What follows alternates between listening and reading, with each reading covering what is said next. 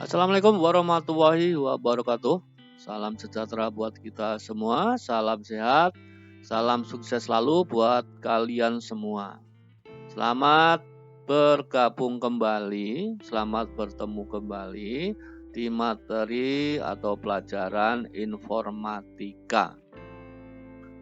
Untuk video kali ini akan membahas bab 2, yaitu berpikir komputasional.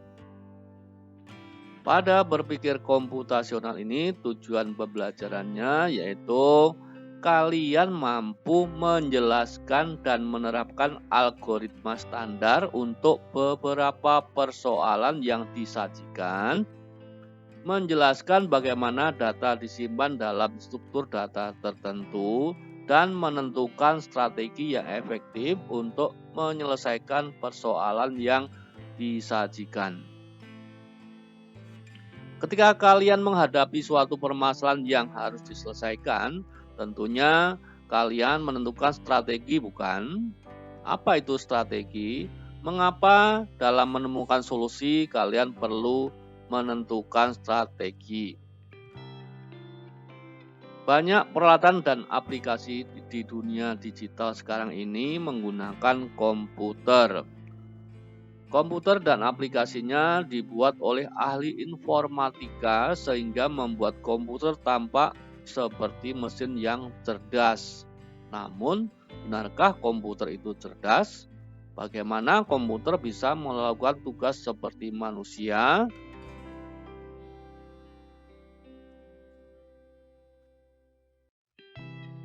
Kita mulai dari apa itu berpikir komputasional.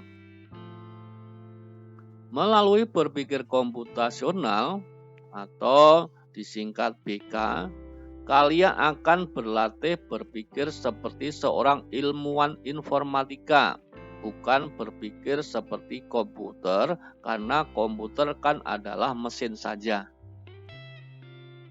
Kegiatan utama dalam berpikir komputasional atau BK ialah menyelesaikan masalah atau problem solving untuk menemukan solusi efisien, efektif, dan optimal sehingga solusinya bisa dijalankan oleh manusia maupun mesin. Dengan kata lain, kegiatan dalam berpikir komputasional ialah mencari strategi untuk mengatasi persoalan. Persoalan apa yang akan diselesaikan? Sebetulnya hampir semua persoalan sehari-hari mengandung konsep komputasi sehingga bisa diselesaikan dengan bantuan mesin komputer. Sebagai contoh, robot yang bertugas melayani penjualan di restoran atau mengantar makanan dan obat untuk pasien di rumah sakit yang sudah dipakai di beberapa negara maju. Sistem komputer untuk memantau perkebunan sawit yang siap panen dan sebagainya. Sistem komputer pada hakikatnya meniru dunia ini untuk dijadikan dunia digital sehingga bisa membantu atau menggantikan manusia dalam melakukan pekerjaan-pekerjaan yang sulit maupun yang membosankan. Ada 4 fondasi berpikir komputasional yang dikenal dalam ilmu informatika, yaitu abstraksi, algoritma, dekomposisi, dan pola yang sangat mendasar dan secara garis besar dijelaskan sebagai berikut. Yang pertama, abstraksi, yaitu menyarikan bagian penting dari suatu permasalahan dan mengabaikan yang tidak penting sehingga memudahkan fokus kepada solusi. Yang kedua, algoritma, yaitu menuliskan otomasi solusi melalui berpikir algoritmik atau langkah-langkah yang terurut untuk mencapai suatu tujuan atau solusi. Jika langkah yang runtut ini diberikan ke komputer dalam bahasa yang dipahami oleh komputer, kalian akan memerintah komputer mengerjakan langkah tersebut. Yang ketiga adalah dekomposisi. Dekomposisi dan formulasi persoalan sedemikian rupa sehingga dapat diselesaikan dengan cepat dan efisien serta optimal dengan menggunakan komputer sebagai alat bantu. Persoalan yang sulit apalagi besar akan menjadi mudah jika diselesaikan sebagian-sebagian secara sistematis. Kemudian yang keempat, pola. Pengenalan pola persoalan, generalisasi, serta mentransfer proses penyelesaian persoalan ke persoalan lain yang sejenis. BK perlu diasah dengan latihan rutin, mulai dari persoalan sederhana dan kecil. Kemudian secara bertahap, persoalan ditingkatkan menjadi makin besar, kompleks, dan rumit. Makin besar dan kompleks suatu persoalan, solusinya makin membutuhkan komputer agar dapat diselesaikan secara efisien. Pada tingkat SD dan SMP, strategi penyelesaian persoalan belum secara khusus dirumuskan dalam bentuk algoritma.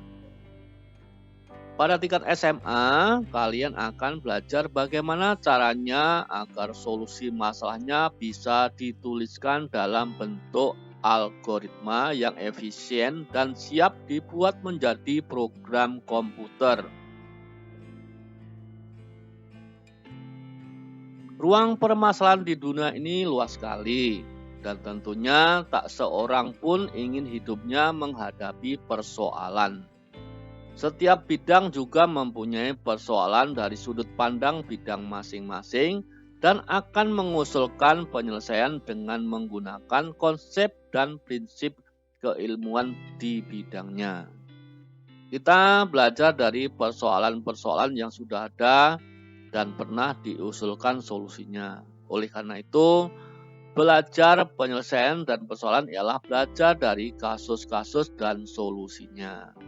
Namun, persoalan yang dibahas itu perlu diadaptasi dengan konteks kita. Kita perlu membentuk pola persoalan dan pola solusi dari latihan penyelesaiannya. Karena sangat banyak latihan persoalan yang perlu dipilih. Topik yang dipilih dalam BK untuk SMA dalam mata pelajaran informatika merupakan persoalan-persoalan mendasar terkait kehidupan sehari-hari yang perlu dikuasai dan mengandung konsep informatika yang dominan. Bisa saja persoalan tersebut berkaitan dengan bidang lain, tetapi kita akan fokus ke aspek informatika. Memusatkan penyelesaian persoalan dari satu sudut pandang ini merupakan berpikiran kritis. Dengan mempelajari dan membahas latihan-latihan pada unit pembelajaran ini, diharapkan kalian akan mendapatkan dasar pengetahuan yang diperlukan untuk menemukan solusi-solusi yang membutuhkan program komputer. Melalui kasus yang dibahas, kalian diharapkan dapat membentuk katalog solusi yang sangat dibutuhkan akan tinggal dipakai. Melalui kegiatan BK ini, kalian menabung potongan solusi yang kelak dapat dirangkai menjadi pola solusi yang dibutuhkan untuk persoalan yang dihadapi. Pencarian atau searching. Hidup adalah pencarian yang tiada henti. Mari kita berpikir ke pengalaman mencari dalam kehidupan sehari-hari. Perhatikan contoh berikut. Yang pertama, Pernahkah kalian merasa kebingungan saat mencari sebuah buku di lemari buku kalian atau bahkan di perpustakaan? Saat kalian meminta bantuan kepada petugas perpustakaan, mengapa dia menemukan buku yang kalian cari dengan waktu yang lebih singkat? Yang kedua, suatu hari kalian kehilangan baju seragam yang harus dipakai pada hari itu dan kalian mencarinya. Apakah strategi kalian supaya baju tersebut cepat ditemukan? Yang ketiga, kalian mengingat sebuah potongan lirik lagu, tetapi tidak ingat judul lagu tersebut. Bagaimana kalian bisa menemukan lagu tersebut dengan cepat?